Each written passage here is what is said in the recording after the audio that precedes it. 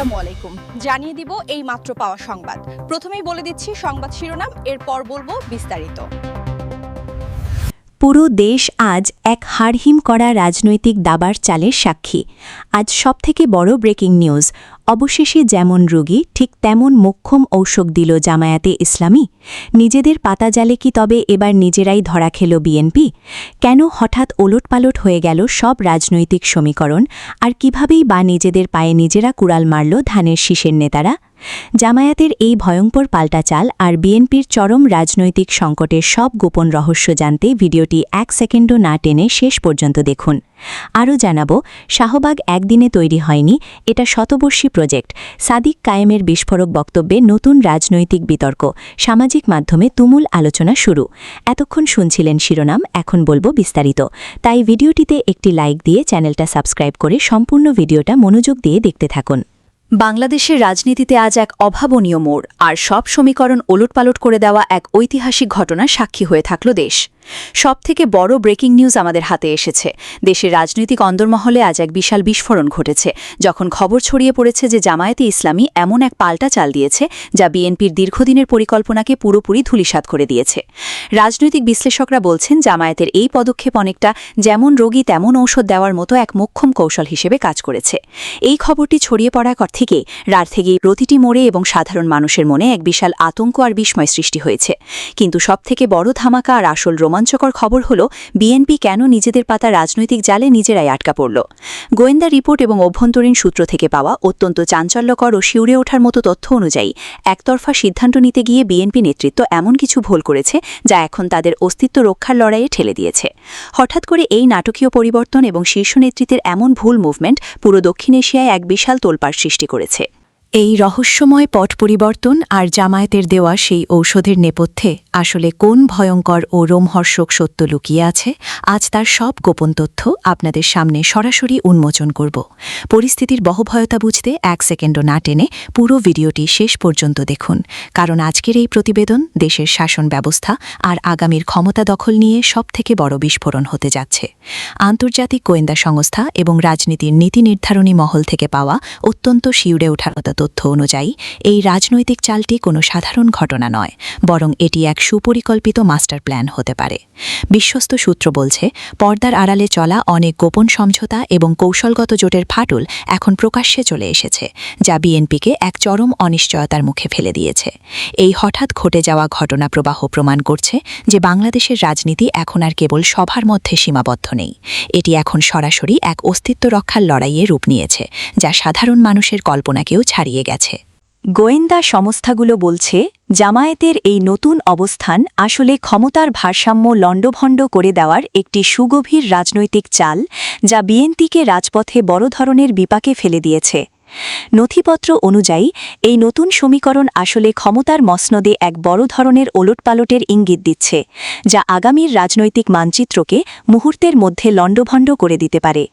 আজ দুপুর হতেই যখন জামায়াতের সফল পাল্টা চাল এবং বিএনপির চরম রাজনৈতিক সংকটের খবর রাজপথে ছড়িয়ে পড়ে, তখন থেকেই প্রশাসনের অন্দরমহলে চরম আতঙ্ক আর বিশৃঙ্খলা সৃষ্টি হয়েছে। বিশ্লেষকরা বলছেন, এই খবর বর্তমান রাজনৈতিক নেতৃত্বের জন্য এক চূড়ান্ত সতর্কবার্তা, যা প্রমাণ করছে যে অতি আত্মবিশ্বাস কিভাবে কাল হয়ে দাঁড়াতে পারে। রাজধানীর প্রতিটি মোড়ে আজ একটাই আলোচনা, কেন হঠাৎ জামায়াত এত কঠোর হল, আর কেনই বা বিএনপি নিজেদের পায়ে কুড়াল মারল। প্রশাসনের অন্দরমহলে কান পাতলে শোনা যাচ্ছে, এই বিশাল পরিবর্তনের খবর পাওয়ার পর থেকে অনেক উচ্চপদস্থ কর্মকর্তা এখন তড়িঘড়ি করে তাদের ভবিষ্যৎ অবস্থান পরিবর্তন করার কথা ভাবছেন। তারা বুঝতে পারছেন যে রাজনৈতিক এই বিশাল ঢেউয়ের সামনে টিকে থাকা এবং পরিস্থিতিকে সামলানো প্রায় অসম্ভব হয়ে পড়বে। এই রহস্যময় পরিবর্তনের নেপথ্যে সব অন্ধকার সত্য আজ জাতির সামনে উন্মোচিত হল। আপনারা কি মনে করেন, এই নতুন মেরুকরণ কি দেশের রাজনীতির মোড় চিরতরে ঘুরিয়ে দেবে? আপনাদের মূল্যবান মতামত নিচের কমেন্ট বক্সে অবশ্যই লিখুন। ব্রেকিং নিউজের প্রতিটি আপডেট সবার আগে পেতে ভিডিওটি এখনই শেয়ার করুন এবং আমাদের সাথেই থাকুন। ঢাকা বিশ্ববিদ্যালয়ের ডাকসু ভিপি সাদিক কায়েমের একটি বক্তব্য ঘিরে নতুন করে রাজনৈতিক অঙ্গনে আলোচনা শুরু হয়েছে। তিনি বলেছেন, শাহবাগ একদিনে তৈরি হয়নি, এটি একটি শতবর্ষী প্রজেক্ট।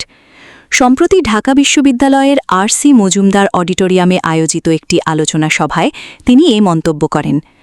শাপলা ও শাহবাগ, মুসলিম রাজনৈতিকতা ও বাঙালি জাতীয়তাবাদের দ্বৈরথ শীর্ষক এ অনুষ্ঠানের আয়োজন করে বাংলাদেশ ইসলামী ছাত্রশিমদের ভাতা বিশ্ববিদ্যালয় শাখা। অনুষ্ঠানে উপস্থিত ছিলেন বিভিন্ন রাজনৈতিক বিশ্লেষক, শিক্ষার্থী ও সামাজিক সংগঠনের প্রতিনিধিরা। বক্তব্য দিতে গিয়ে সাদিক কায়েম বলেন, শাহবাগ আন্দোলন হঠাৎ করে তৈরি হয়নি, বরং এটি দীর্ঘদিনের একটি রাজনৈতিক ও আদর্শিক প্রক্রিয়ার ফল। তিনি দাবি করেন, দেশের বিভিন্ন গুরুত্বপূর্ণ রাজনৈতিক ঘটনার সঠিক বিচার না হওয়ায় অনেক প্রশ্ন আজও অমীমাংসিত রয়ে গেছে। একই সঙ্গে তিনি 2013 সালের শাপলা চত্বরের ঘটনাকে সামনে এনে পূর্ণাঙ্গ তদন্ত কমিশন গঠন ও দায়ীদের বিচারের দাবি জানান। তার বক্তব্যে উঠে আসে 5 দফা দাবি। এর মধ্যে রয়েছে শাপলা চত্বরের ঘটনার পূর্ণাঙ্গ তদন্ত, রাষ্ট্রীয়ভাবে স্বীকৃতি প্রদান, নিহত ও আহত পরিবারের ক্ষতিপূরণ, প্রকৃত হতাহতের সংখ্যা নির্ধারণ এবং বিচার কার্যক্রমের রোডম্যাপ ঘোষণা। সাদিক কায়েম বলেন, অতীতের অনেক ঘটনাকে রাজনৈতিকভাবে ব্যবহার করা হয়েছে এবং প্রকৃত সত্য অনেক সময় জনগণের সামনে আসেনি। তাই ইতিহাসের বিতর্কিত অধ্যায়গুলো নতুন করে তদন্ত হওয়া প্রয়োজন বলে তিনি মন্তব্য করেন। এদিকে তার শতবর্ষী প্রজেক্ট মন্তব্য ঘিরে সামাজিক যোগাযোগ মাধ্যমে মিশ্র প্রতিক্রিয়া দেখা গেছে।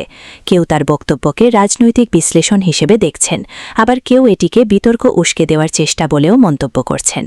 অনুষ্ঠানে প্রধান আলোচক হিসেবে উপস্থিত ছিলেন এবি পার্টির সাধারণ সম্পাদক ব্যারিস্টার আসাদুজ্জামান ফুয়াদ। তিনি বলেন, দেশের রাজনীতিতে দীর্ঘদিন ধরে আদর্শিক দ্বন্দ্ব চলে আসছে এবং বিভিন্ন আন্দোলনের পেছনে রাজনৈতিক উদ্দেশ্য কাজ করেছে।